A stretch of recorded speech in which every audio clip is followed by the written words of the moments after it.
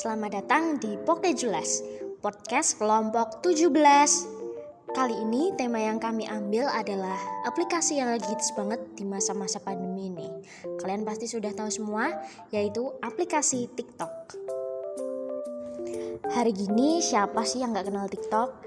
Bahkan hampir semua kalangan saat ini tuh memiliki aplikasi TikTok di HP-nya. Nah, aplikasi TikTok saat ini tuh gak cuma joget-joget aja loh. Sekarang sudah banyak dimanfaatkan sebagai media informasi, media promosi, bahkan sebagai media pembelajaran. Oh ya guys, kalian inget gak waktu Kota Malang terkena gempa beberapa bulan yang lalu? Aku tahu beritanya dari TikTok loh. Baru beberapa menit terjadi gempa, di TikTok itu udah banyak banget konten tentang gempa di Malang. Nah, jadi TikTok itu lebih cepat menyiarkan segala informasi yang terjadi di saat itu juga. Wah, keren ya. Nah, ngomong-ngomong tentang gempa nih, menurut kalian langkah mitigasi bencana gempa bumi itu kayak gimana sih? Tenang guys, nih aku bakalan share ada 7 langkah mitigasi saat terjadi gempa bumi yang bisa kita lakukan. Yang pertama, jangan panik saat menyelamatkan diri dari gempa bumi. Nah, kalau misalnya nih ya, kita udah ngerasa ada tanda-tanda gempa bumi, kita harus cepat turun ke lantai dasar atau bahkan lari keluar bangunan. Pastiin untuk tetap tenang dan hanya bergerak dengan cepat, bukan berlari loh ya di keramaian. Yang kedua, saat terjadi bencana gempa bumi dan kita itu sedang berada di lantai atas sebuah gedung, hindari menggunakan lift ya, karena ada kemungkinan aliran listriknya itu mati, sehingga lift menjadi macet dan ya bisa aja kita kejebak di dalamnya kan. Terus yang ketiga, pastiin kita berdiri di tempat yang jauh dari bangunan apapun, sehingga resiko terkena reruntuhan bangunan itu semakin kecil. Pastiin juga untuk tidak merapat ke pohon, apalagi tiang listrik selagi kita mencari lokasi yang aman. Soalnya keduanya merupakan benda yang mudah roboh akibat gempa atau getaran. Terus yang keempat, hal penting dalam mitigasi gempa bumi itu adalah melindungi kepala. Jadi cari benda yang bisa melindungi kepala, apapun itu, untuk menghindari resiko terluka jika terjadi keruntuhan bangunan. Yang kelima, saat melihat tanda keruntuhan atap, segera berlindung di bawah meja ya. Terus yang keenam, dalam mitigasi gempa bumi itu ada rumus yang namanya 20/20/20. Artinya jika terjadi gempa selama 20 detik, kita harus mengungsi dalam kurun waktu 20 menit dan pada ketinggian 20 meter. Hal ini dilakukan untuk mengantisipasi kemungkinan terjadinya tsunami. Dan yang ketujuh atau yang terakhir, kalau misalnya ada gempa terus kita sedang berkendara, disarankan untuk berhenti terlebih dahulu ya. Kalian tahu nggak sih akibat gempa itu ya 1.000 rumah warga itu rusak, bahkan menimbulkan 8 korban jiwa yang tewas dan bahkan 25 orang lainnya itu juga luka-luka. Iya tahu. Kalau udah gitu kira-kira penanganan untuk korbannya gimana ya? Jadi para korban itu berhak mendapatkan perlindungan hak asasi manusia atau biasa dikenal dengan HAM, sebagaimana tertuang anak-anak usia sekolah berhak mendapatkan pembelajaran dengan mengadakan sekolah darurat. Anak dan dewasa berhak mendapatkan tempat tinggal dan makanan yang layak, sehingga didirikan tenda-tenda pengungsian sebagai tempat tinggal. Hal ini sesuai dengan HAM yang ada dalam Piagam PBB, tepatnya itu terletak di pasal 25, di mana setiap orang memiliki hak untuk hidup yang baik. Ibu dan anak-anak, orang tua, pengangguran atau sakit, dan semua orang berhak untuk dirawat ketika sakit. Seseorang juga memiliki kebebasan untuk memilih makanan. Berbagai instrumen hukum hak asasi manusia internasional, khususnya menyangkut pemenuhan hak-hak penyintas, secara umum menegaskan bahwa setiap negara melalui otoritas pemerintahan berkehendak memberikan respons secepatnya dalam memberikan bantuan kemanusiaan bagi setiap penyintas atas peristiwa bencana alam yang terjadi. Dengan demikian, secara tidak langsung sesungguhnya kita telah melakukan tindakan-tindakan preventif terhadapnya. Tidak justru melakukan diskriminasi. membiarkannya terjadi ketimpangan peran hingga lupa mendorong agar hak-hak atas lingkungan yang bersih dan sehat tetap terpenuhi, perekonomian terpuruk, dan hak mereka untuk mendapat motivasi untuk berjuang kembali menghadapi roda kehidupan yang terus berputar. Dan kita juga punya kewajiban untuk ikut andil memberikan simpati dan empati kita dalam wujud yang kita bisa, baik bentuk doa maupun materi. Pemerintah juga sudah menunjukkan upayanya dalam gerak cepat mengatasi bencana alam, supaya para korban merasa terlindungi. Oh, jadi begitu ternyata. If I were a president, I will do anything to protect my people. Dikira ngelindungin satu Indonesia gampang apa? Ngaco deh. Terus kalau peran TikTok sebagai media promosi itu gimana ya caranya? Caranya ya tinggal kamu bikin video semenarik mungkin tentang produk yang mau kamu promosikan di TikTok. Biasanya pada tertarik sama video-video yang estetik gitu loh sekarang. Oh iya, jangan lupa tulis harga dan link Shopee-nya juga ya. Terus kalau nanti videomu viral di beranda TikTok orang-orang, pasti deh penjualanmu juga bakal meningkat alias laku parah deh. Nah iya, betul tuh kata Hana. Kemarin beranda TikTokku ada yang ngasih tutorial bikin box file dari kardus bekas serial loh. Mungkin kontennya bukan promosi, tapi dari tutorial itu bisa jadi ide jualan buat orang lain. Penasaran tutorialnya nggak? Nih, coba tonton videonya deh. Tahu nggak sih kalau box bekas sereal ini bisa disulap jadi box file yang estetik? Yuk ikuti cara buatnya. Pertama-tama kita ukur dulu lebar dan tingginya. Terus beri tanda dan tarik garisnya. Kemudian gunting sesuai pola. Setelah jadi, siapkan karung goni yang sudah dipotong kayak gini. Tempel dengan lem tembak. Kemudian Wah, kreatif ya.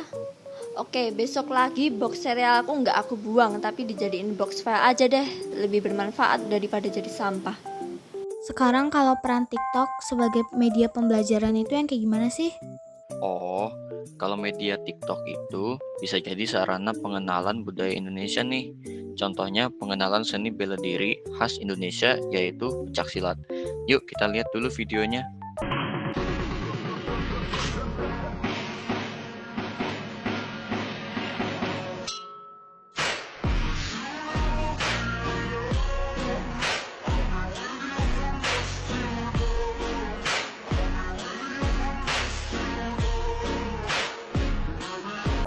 Nah, dari video tadi, banyak orang jadi tahu bagaimana pencaksilat itu. Tidak hanya dimainkan orang dewasa, tapi anak-anak juga bisa kan? Malah jago-jago tuh. Wah, masa kita kalah sama anak kecil? Kita juga harus menjaga keutuhan Indonesia ini dengan cara melestarikan budaya-budayanya. Tentu saja kalau kita ingin menjaga keutuhan Indonesia harus memiliki tubuh yang sehat kan?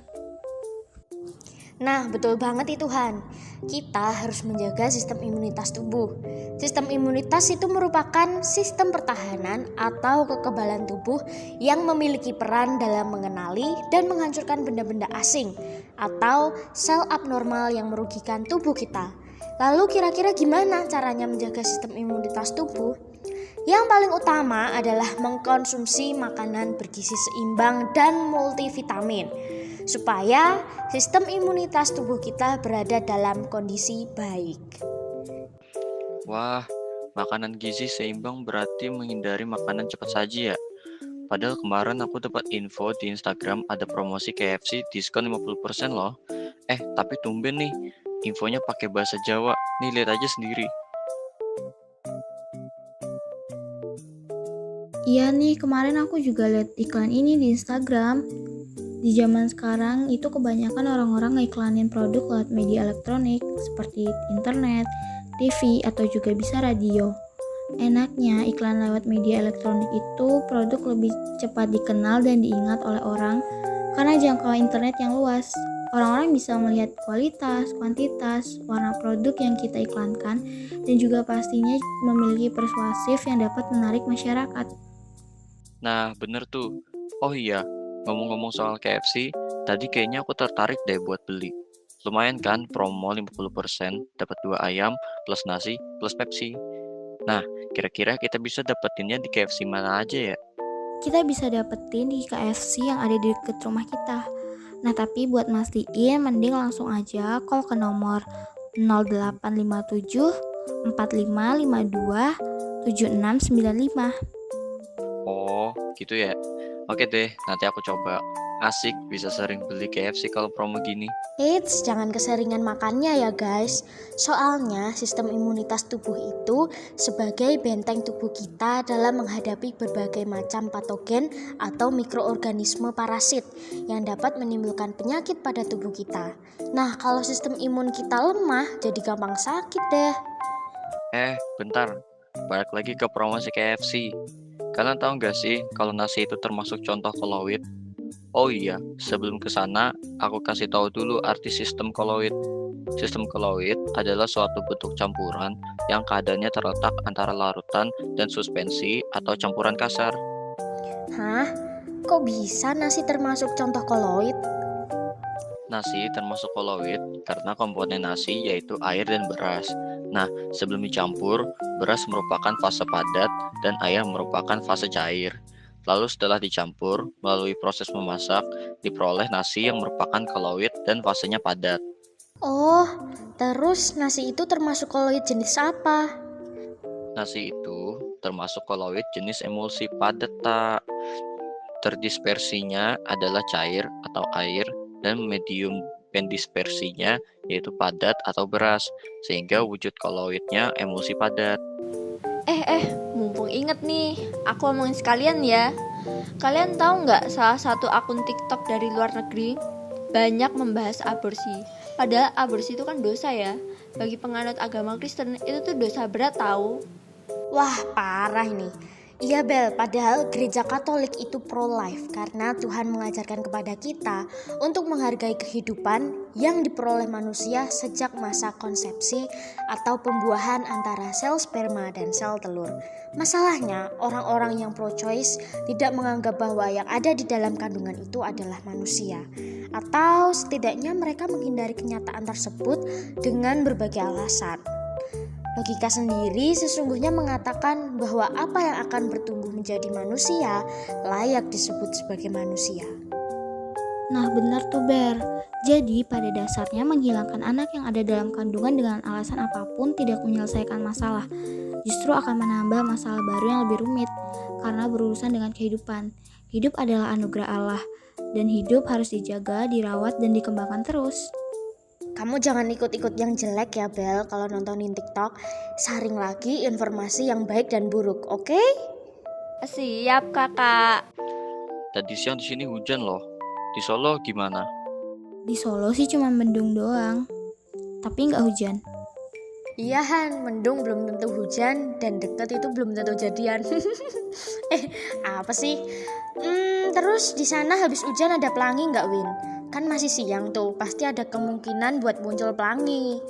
Iya, kemarin ada. Emangnya hubungan pelangi sama siang apa anda? Ada hubungannya tahu. Kan kalau sesudah hujan di siang tuh ada matahari, ada cahaya matahari. Nah, terbentuknya pelangi itu karena ada gejala dispersi cahaya. Terurainya warna putih polikromatis dari cahaya matahari menjadi warna-warni pelangi atau monokromatis setelah cahaya matahari melewati lapisan udara yang berbeda kerapatan. Nah, antara lapisan udara lebih rapat karena ada butiran air setelah hujan dengan lapisan udara tanpa ada butiran air hujan. Karena perbedaan lapisan udara inilah akan terjadi dispersi cahaya dan terlihatnya pelangi itu. Walah, gitu ya. Baru tahu aku. Wah, if I had wings, I would fly closer to the rainbow. Halah, ngayal aja terus Bel. Udah ditutup aja podcastnya hari ini. Tambah ngelantur ntar topiknya.